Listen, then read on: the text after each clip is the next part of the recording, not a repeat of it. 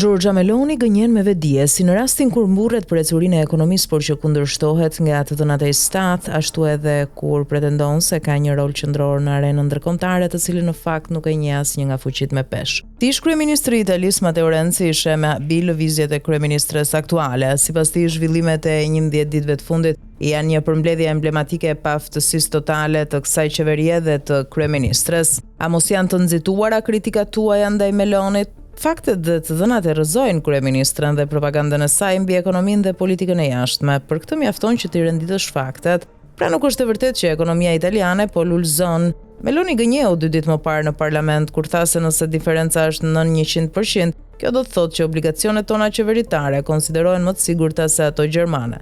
S'ka nevojë të jesh i diplomuar në ekonomi për ta kuptuar që ky është një absurditet. Por ajo e tha me një siguri të tillë në vetvete, saqë e duar trokitën të gjithë ministrat, përveç të ngratit Giorgetti, i cili beti i shtangur për të mos folur pastaj për të dhënat e stat. Ato tregojnë se borxhi publik është rritur varfëria po ashtu teksa janë zgjatur listat e pritjes. Dhe kjo në vitin 2024, jo 10 vjet më parë.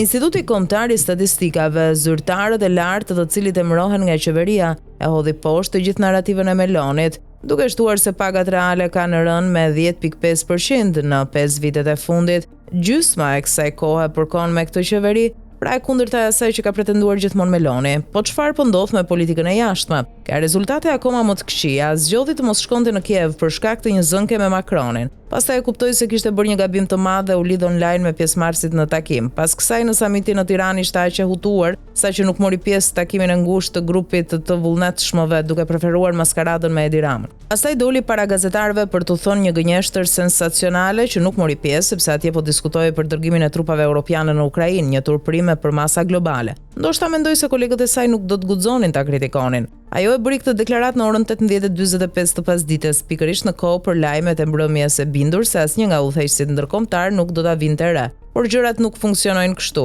Jo kur në lojë janë negociata delikate, si ajo për paqen në Ukrainë. Dhe në fakt atë sjellje e vuri re Macron që i dha një shuplak morale, të cilën më vonë ja dha edhe Merz. Në politikën e jashtme nuk mund t'i thuash të gjitha është e kundërta.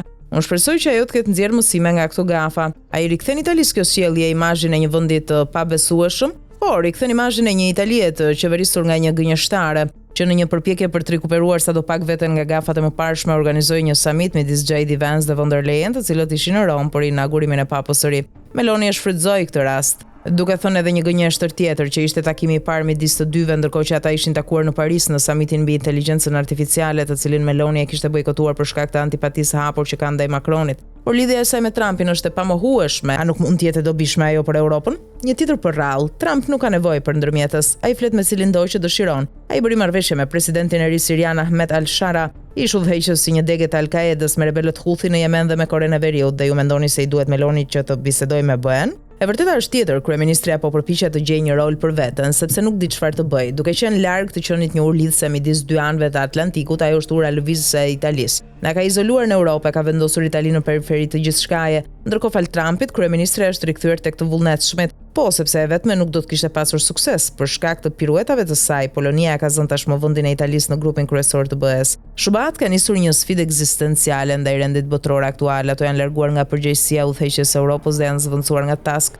Për Melonin është më mirë të shfaqesh fotogenik në ceremonitë zyrtare sesa të jesh në vendet ku merren vendimet. Megjithatë, i telefonoi Papa Leoni të 14 për t'i propozuar që të organizonte takimin Putin-Zelenski në Vatikan. Po, por kjo nuk është ideja e saj. Atë e kishin propozuar tashmë Parolin dhe Zupi. Më pas e përsëriti Leoni 14 kur bëri apelin. Lërin e armiq të flasin me njëri tjetrin, i cili u pranua menjëherë nga Trump. Tani Meloni po përpiqet të ketë një protagonizëm të caktuar. Ajo po tenton të marrë përsipër diplomacinë e Vatikanit pa pasur asnjë diplomaci të saj. Por thellë unë e kuptoj, nëse vazhdon të mbështetet tek Antonio Tajani, do të jetë në telashe serioze. Shkruan Giovanna Vitale. Intervistë e Matteo Renzit për La Repubblica.